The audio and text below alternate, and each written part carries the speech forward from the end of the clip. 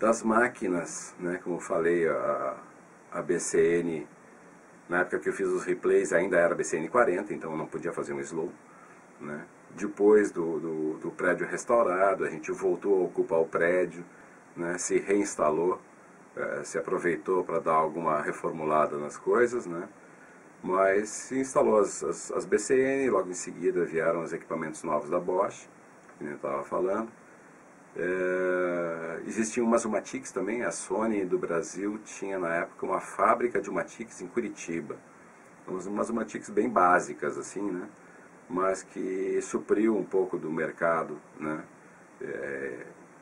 Pequenas emissoras de televisão, agências de publicidade, né, adquiriram desses Umatics, né, mais simples, né, eram equipamentos da linha VO e VP, não eram os BVPs, né, não eram os broadcastings, BVUs, aliás, né, que seriam os Umatics, seriam BVU, a linha broadcast, mas existiam as linhas VP e VO, que eram tidos como Pro, eram máquinas mais simples. Então, se recebia a programação via Embratel, gravava nessas Umatics, né, e é o que se tinha para trabalhar. Aproveitando para falar aí um pouco das VTs de grande porte, né, uma peculiaridade dessas máquinas da Bosch é que elas eram um padrão não muito difundido no Brasil, né. Então, as máquinas Bosch BCN 40, 50 são do tipo B, usam fita de 1 polegada, padrão do tipo B. Em contrapartida, né, existiam o padrão dominante no mercado na linha de 1 polegada eram as Sony e Ampex e RCA, OIM da Sony na verdade, né, do tipo C, 1 polegada do tipo C. A maior diferença é que o padrão Sony, o padrão tipo C, é uma helicoidal de quase 360 graus. Então, numa passada de cabeça, é gravado um frame inteiro, o que possibilita fazer um quadro parado, um slow motion, a partir diretamente da fita. As máquinas da Bosch, no tipo B, apesar de ser 1 polegada, usam uma cabeça muito menor, um grau de contato de 190 graus, faz uma gravação segmentada na fita, similar à tecnologia quadruplex, talvez por isso de vez em quando alguém chame a BCN de quadruplex, não é. Mas ela usa essa segmentação na gravação e leitura, o que obriga a máquina a ter um processamento e um armazenamento digital para poder fazer um quadro parado, fazer um slow motion. A máquina fazendo slow era muito estranha, porque ela fazia barulhos e voltava a fita, era meio frenética a operação dela em slow. Mas funcionava no ar, tinha uma excelente qualidade, né? As máquinas quadruplex mais antigas, o quadruplex foi o primeiro padrão de VT, de videotape comercial, né, lançado no mundo. Então, antes disso, as gravações eram praticamente protótipos, né? Então, as quadruplex da Ampex, as AVRs 1, 2, depois 1000, 1200, foi o que difundiu o quadruplex no mundo. E depois a RCA também reinou nessa área, né, com as TR-60, 61, TR-600, que foi o top, né, da qualidade de equipamento quadruplex. Evidentemente, quando começou o quadruplex era a válvula ainda, acredito que não tenha existido no Brasil quadruplex a válvula, se existir foi muito poucas. Talvez a Globo ou alguma emissora do Rio São Paulo tenha tido um, porque eram caríssimos, né. Então, para se ter uma ideia, um VT quadruplex mais sofisticado era alguma coisa que custava por volta de 120 mil dólares. E com uma única máquina você não faz nada, né? Então você só grava ou reproduz. Se quiser fazer uma montagem, tem que ter pelo menos 2 máquinas para fazer um corte seco, o que já significa o dobro de investimento, né? Então de 120 mil dólares se passaria a 240 mil dólares. E se quiser fazer uma fusão, fazer um efeito entre 2 imagens, tem que gravar numa terceira, precisam de 3 máquinas. Mais mesa de vídeo, mesa de áudio, aí vai para $500 mil, é brincadeira.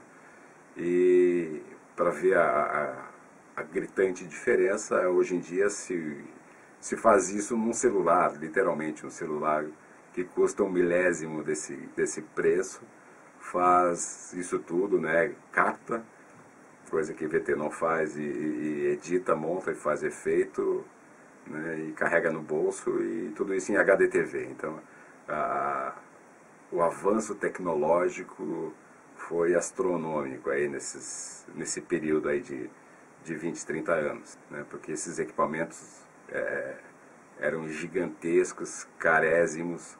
Uma máquina de videotape quadruplex, além de ter sido astronomicamente cara de comprar, ela era cara de manter também, porque exigia um técnico altamente especializado. Uma cabeça de uma máquina de vídeo durava de 200 horas a 1000 horas, né?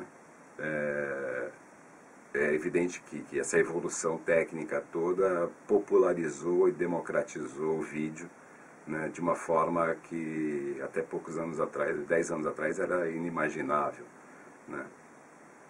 O que fosse o grau que fosse atingir de divulgação, né, de possibilidade. Então, quem começa hoje nem sonha a dificuldade que foi no passado, né, e a exclusividade que era você lidar nessa área, né?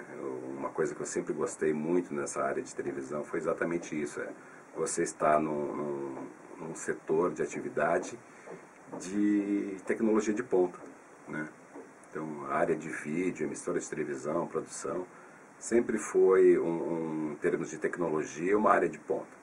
Você estava ali lidando com o limiar da tecnologia. O equipamento, os engenheiros tinham que se superar para conseguir fazer, com a tecnologia que tinham em mãos, dar conta do recado. Foi assim que nasceu a quadruplex e foi assim que evoluíram as outras bitolas, né? Então, na sequência da quadruplex depois vieram as helicoidais, né? Nas helicoidais se enquadram aí as tipo B, tipo C, as Boschs, as Ampex, RCAs, né? De 1 polegada. Depois vieram as Umatics. As Umatics, na verdade, começaram como um padrão doméstico, né? Uma alternativa aí de padrão doméstico no Japão, né? E com a evolução da Umatic, ela acabou demonstrando uma vocação para o ENG, né? Para o Electronic News Gathering, chamado no Brasil de jornalismo eletrônico. Para quem não acompanhou essa história, se chamava jornalismo eletrônico em contraponto ao jornalismo não eletrônico, o jornalismo cinematográfico. Porque até a entrada do ENG, a única forma portátil de se fazer uma captação era com película, né? Então, o cinegrafista era um repórter cinematográfico. Ele ia à rua com uma câmera filmadora, acho que bastante, uma das mais usadas foi a CP16 da Canon, que era uma filmadora sem áudio.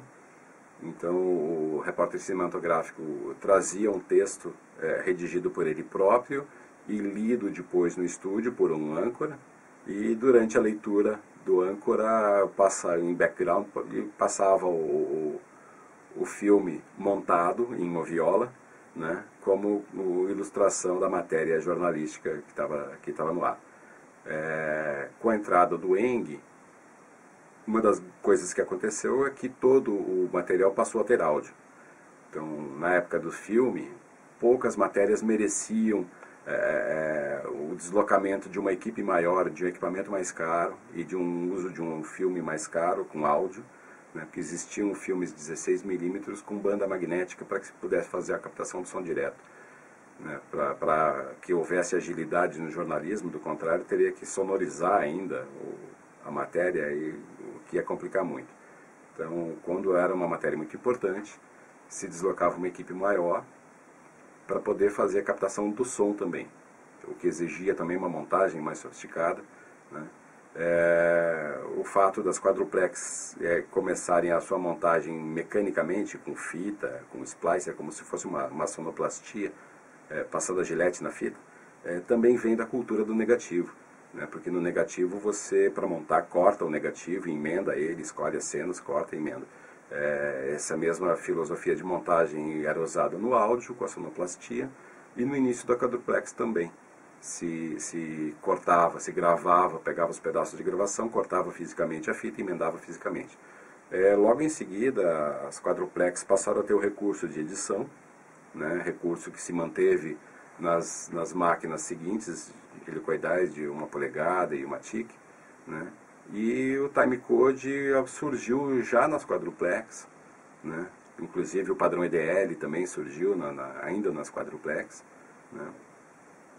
As TR-61 já tinham timecode, e TR-600 também tinham timecode. É claro que as máquinas que nasceram sem timecode poderiam acrescentar esse recurso, porque era gravado como uma trilha de áudio, né? Nas TR-600 já eram nativos, e inclusive a TR-600 conseguia a precisão de um frame.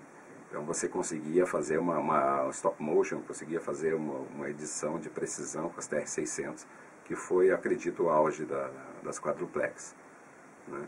E essa cultura toda, essa evolução técnica toda, evidentemente foi passando para as gerações seguintes de equipamentos, né?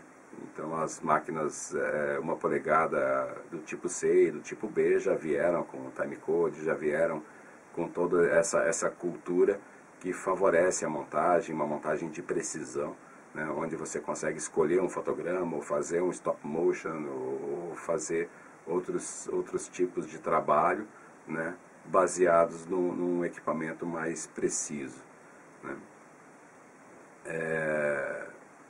A evolução dos computadores foi fantástica nesse período.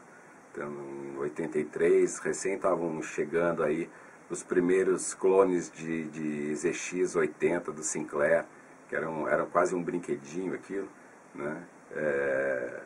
Mal conseguia pôr no vídeo alguns poucos caracteres, algumas poucas letras, né? Não conseguia processar e mostrar a tela ao mesmo tempo, mas foi o começo da computação, os anos Z80, com o clock, que hoje que a gente fala em gigahertz, quase micro-onda, aliás, na faixa do micro-ondas. Naquela época o clock de um computador desse era 3 MHz, né, e se achava aquilo fantástico, né, com 1 ou 2K de memória RAM, né, foi o comecinho dos computadores, até aparecerem aí os IBM PCs, né, deixar de ser um hobby, né, e passar a ser um equipamento, né.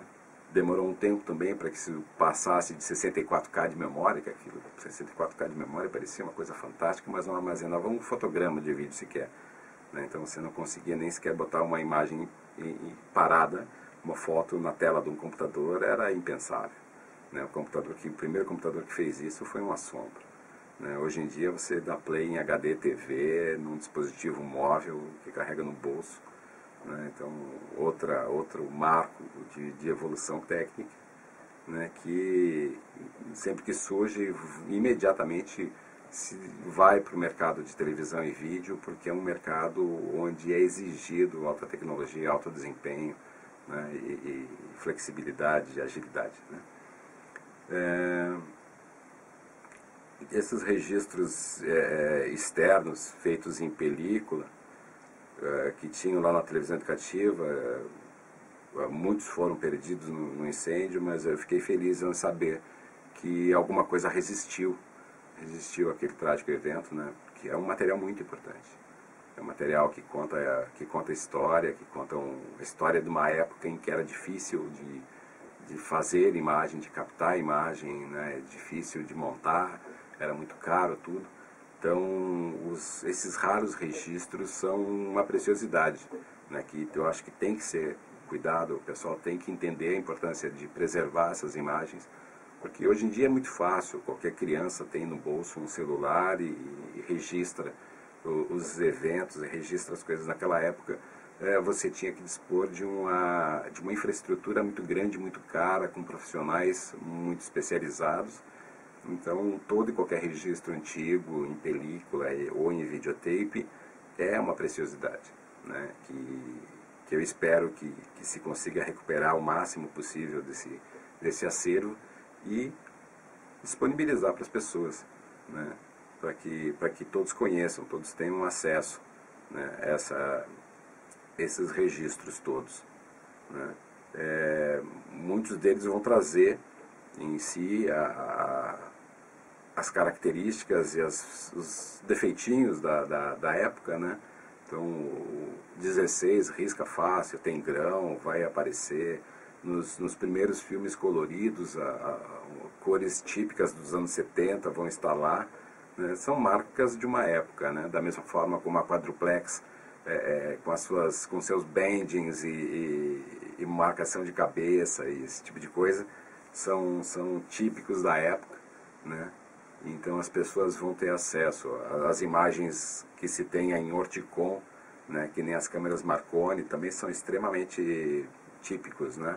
Então um técnico mais antigo, quando bate o olho, enxerga e sabe a época em que foi feito, porque são imagens datadas pela tecnologia, né? Datadas pelo visual que aquele equipamento dava naquela época, né? Hoje em dia a gente acha o HD TV maravilhoso, daqui a algumas décadas alguém vai olhar para trás e vai enxergar precariedade nessas imagens também, mas isso é fruto da evolução técnica, né? Então segue o baile aí, certo? Parabenizo aí a Televisão Educativa por essas iniciativas, ao Yuri em particular,